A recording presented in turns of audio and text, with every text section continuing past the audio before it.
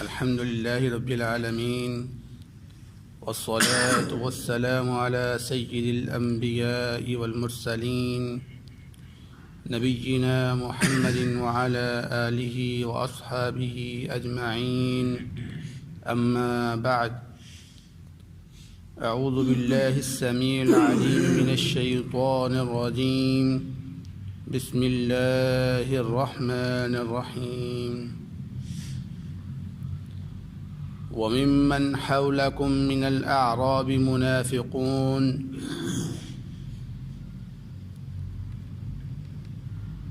اور ان میں سے کچھ آپ کے ارد گرد بادے نشیں ہیں، وہ بھی منافق ہیں. ومن اہل المدینہ مردوا علی النفاق. اور کچھ اہل مدینہ میں سے بھی نفاق پر اڑے ہوئے ہیں. لا تعلمهم نحن نعلمهم. آپ ان کو نہیں جانتے، ہم ان کو جانتے ہیں. سنعذبهم مرتين. ان قریب ہم ان کو دگنا عذاب دیں گے. ثم يردون الى عذاب عظیم. پھر ان کو لٹا دیا جائے گا ایک بہت بڑے عذاب کی طرف.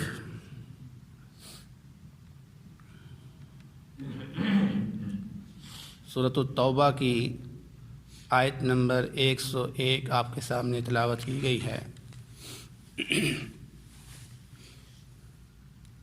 جیسا کہ آپ حضرات کو معلوم ہے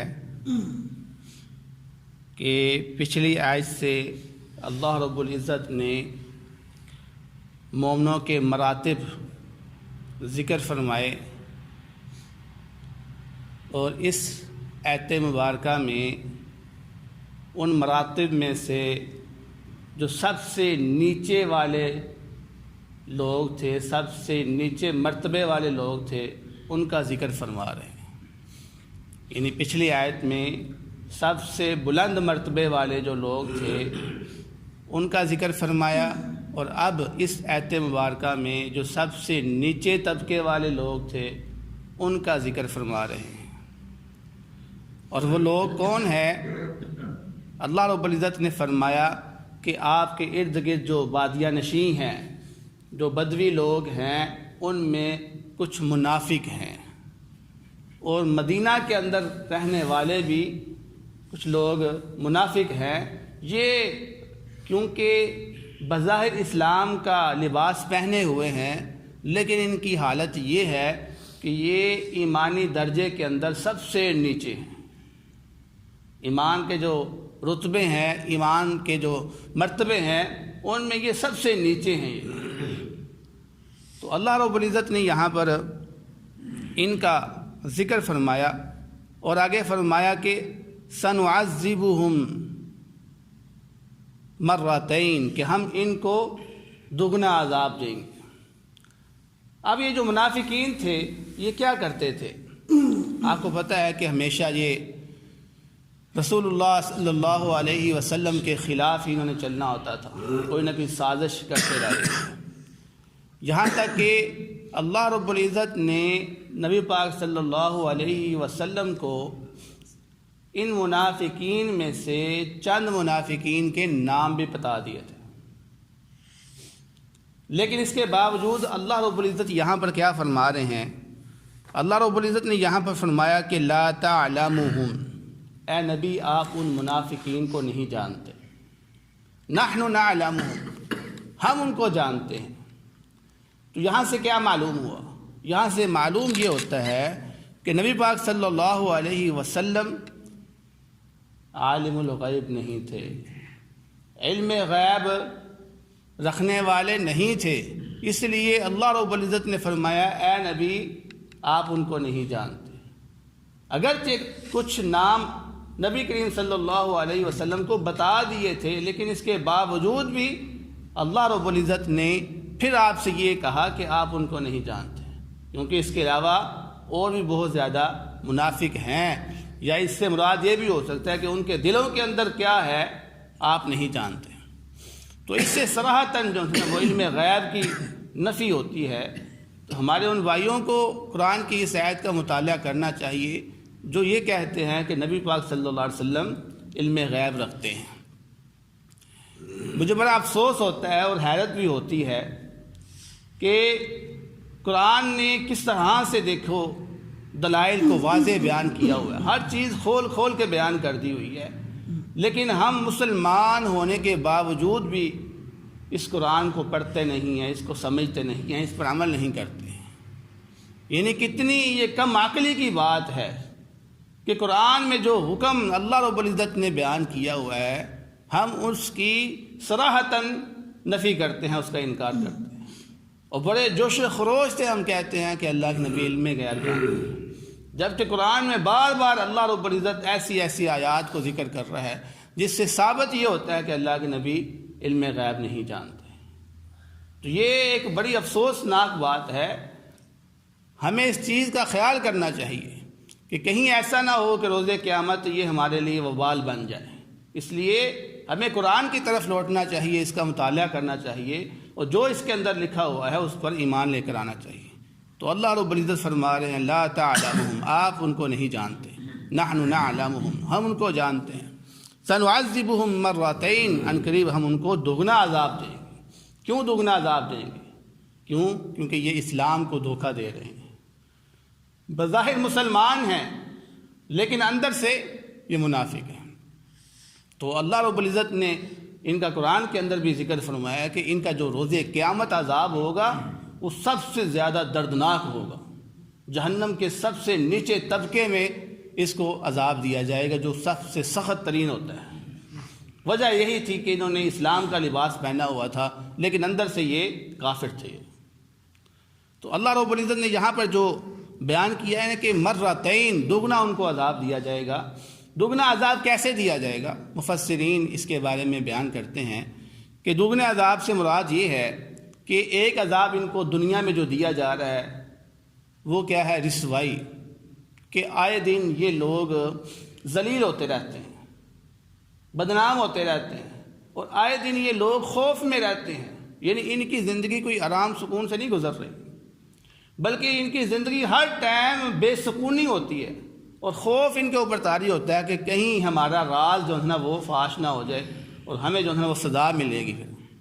یا پھر ان کی ہر ٹائم جستجو یہ ہوتی ہے کہ کب جو ہے نا وہ نبی کریم صلی اللہ علیہ وسلم جو ہے نا وہ ہم سے جو ہے نا وہ کوئی مطالبہ کریں اور ہم نے جو ہے نا اس کا انکار کرنا ہے یا اس کی مخالف ہم نے چلنا ہے۔ تو ہر ٹائم کسی نہ کسی کوشش میں لگے رہتے ہیں، جو ان کو ایک عام انسان کی طرح جو زندگی آرام سے بسر کرتا ہے وہ میسر نہیں ہے۔ اور اسی طرح یہ منافق زندگی کے اندر نہ یہ مسلمان ہیں اور نہ ہی یہ کافر ہیں، تو یہ درمیان میں جو ہے نا وہ لٹکے ہوئے ہیں، کیونکہ یہ جاسوس بن کر رہ رہے ہیں، اور جو جاسوس ہوتا ہے اس کی زندگی آرام دہ نہیں ہوتی ہے، اس کو ہر ٹائم یہی لاحق ہوتا ہے کہ مجھے کسی ٹائم بھی جو ہے نا وہ مارا جا سکتا ہے۔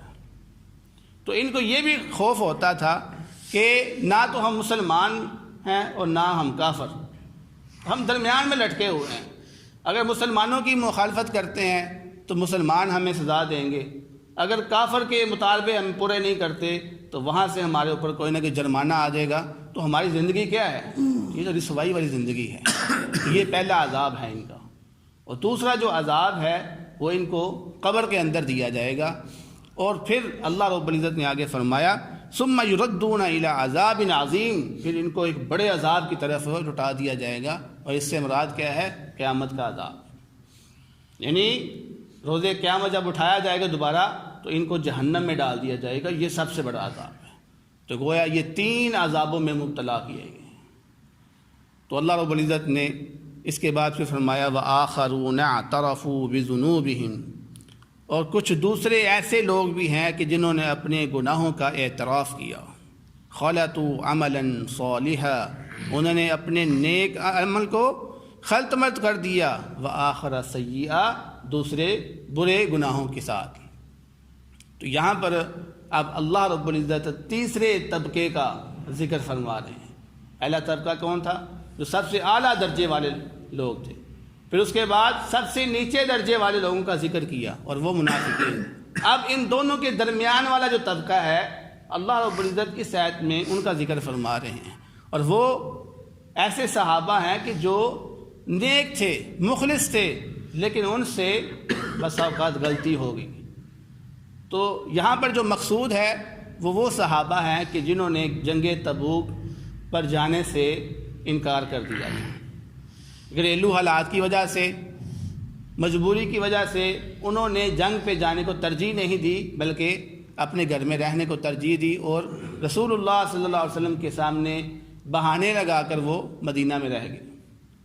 تو جب نبی کریم صلی اللہ علیہ وسلم جنگ پہ چلے گئے تو ان صحابہ کو احساس ہوا کہ ہم نے جو فیصلہ کیا ہے وہ یقیناً غلط کیا ہے۔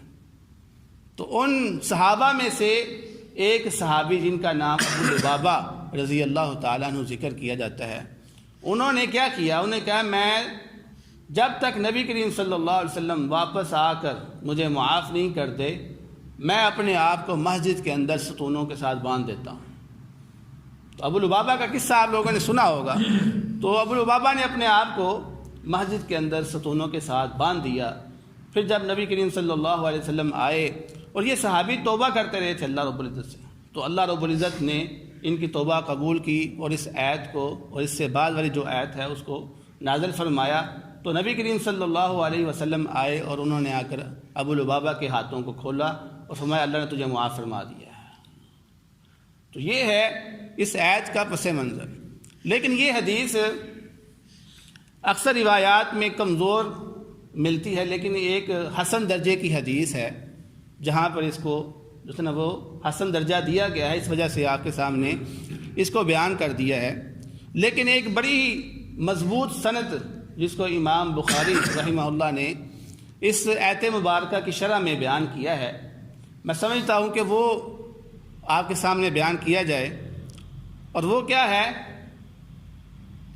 امام بخاری رحمہ اللہ فرماتے ہیں اس حدیث کے اندر کہ حضرت جندب رضی اللہ تعالیٰ عنہ فرماتے ہیں کہ نبی کریم صلی اللہ علیہ وسلم نے فرمایا کہ رات کو میرے پاس 2 آنے والے آئے، مراد فرشتے۔ رات کو میرے پاس 2 آنے والے آئے اور مجھے وہ ایک ایسی بستی میں لے گئے، ایسے شہر میں مجھے لے گئے کہ جس شہر کی اینٹیں سونے اور چاندی سے تھی، یعنی جس شہر کو سونے اور چاندی کی اینٹوں سے بنایا گیا ہوا تھا، مجھے اس ایسے شہر میں لے گئے۔ اور وہاں پر جا کر میں کیا دیکھتا ہوں؟ میں دیکھتا ہوں کہ کچھ لوگ اس طرح کے ہیں کہ جن کے آدھے بدن بہت ہی خوبصورت ہیں، جس طرح ایک خوبصورت شخص ہوتا ہے اس طرح کا ان کا بدن ہے آدھا، اور آدھا ان کا بدن ایک بدصورت انسان کی طرح ہے، یعنی 2 حصوں میں تقسیم ہے وہ۔ تو فرشتوں نے ان لوگوں سے کہا کہ تم لوگ اس نہر کے اندر چھلانگ لگاؤ اور نہا کر پھر واپس باہر نکلو۔ پاس ہی ایک نہر تھی۔ تو جب ان لوگوں نے نہر کے اندر گئے، نہا کر جب وہ واپس نکلے تو ان کے سارے بدن بڑے خوبصورت بن کے نکلے، یعنی ان کے بدن خوبصورت ہوگی، وہ جو بدصورتی تھی ان کے بدنوں کے اندر وہ ختم ہو گئی۔ تو پھر ان 2 فرشتوں نے کہا کہ آپ کو علم ہے کہ یہ کون سی نہر ہے؟ فرمایا یہ جنت عدن ہے۔ اس نہر کا نام کیا ہے؟ جنت عدن ہے یہ، اور وہ سامنے آپ کا محل ہے، یعنی نبی کریم صلی اللہ علیہ وسلم کو پھر مخاطب کر کے کہا کہ آپ کا گھر وہ سامنے ہے، جنت عدن کے سامنے آپ کا گھر ہے۔ اور پھر فرمایا کہ اللہ رب العزت نے فرمایا کہ فَإِنَّهُمْ خَلَطُوا عَمَلًا صَالِحًا وَآخَرَ سَيِّئًا، کہ یہ وہ لوگ تھے جنہوں نے اپنے نیک اعمال کو برے اعمال کے ساتھ ملا دیا تھا۔ تجاوز اللہ عنہم، اللہ رب العزت نے اب ان کو معاف فرما دیا ہوا ہے، ان کو درگزر کر دیا ہوا ہے۔ تو یہ اس کا پس منظر جو صحیح قطعی سند کے ساتھ ہمیں ملتا ہے، اس سے معلوم یہ ہوا کہ اللہ رب العزت نے ان صحابہ کو معاف فرما دیا تھا جنہوں نے یہاں پر غلطی کی تھی۔ اب ان کے نیک عمل کیا تھے؟ ان صحابہ کے ان کے نیک عمل یہی تھے کہ اس جنگ تبوک سے پہلے وہ نبی کریم صلی اللہ علیہ وسلم کے ساتھ غزوات پہ جایا کرتے تھے، وہ جہاد کیا کرتے تھے، لیکن اس موقع پر وہ مجبور ہو کر وہ پیچھے رہ گئے۔ تو اس موقع پہ جو انہوں نے غلطی کی، اللہ رب العزت نے اس کو آخرہ سیئہ سے تعبیر فرمایا کہ یہ ان کا برا کام تھا، یہ ان کا گناہ والا کام تھا۔ حالانکہ دیکھو ایک گناہ کیا انہوں نے، لیکن نبی کریم صلی اللہ علیہ وسلم کے ساتھ جانا بڑا اہم ایک رتبہ ہے. نبی کے ساتھ جہاد کرنا کوئی چھوٹی بات نہیں ہے. اس لیے اس کو اللہ رب العزت نے بہت بڑا تصور کر کے پیش کیا کہ یہ ایک گناہ جو ہے وہ بڑا عظیم گناہ ہے. اس لیے اللہ رب العزت نے اس کا تذکرہ قرآن پاک کے اندر فرمایا عسى اللہ ان یتوب علیہم. امید ہے اللہ رب العزت ان کی توبہ کو قبول فرمائے گا. ان اللہ غفور الرحیم. بے شک اللہ رب العزت بخشنے والا رحم کرنے والا ہے. تو دعا ہے اللہ رب العزت سے جو سنا ہے اس پر عمل کرنے کی توفیق عطا فرمائے. بہترین صدقہ جاریہ حاصل کرنے کے لیے اس ویڈیو کو لائک، کمنٹ اور شیئر کرنا مت بھولیں.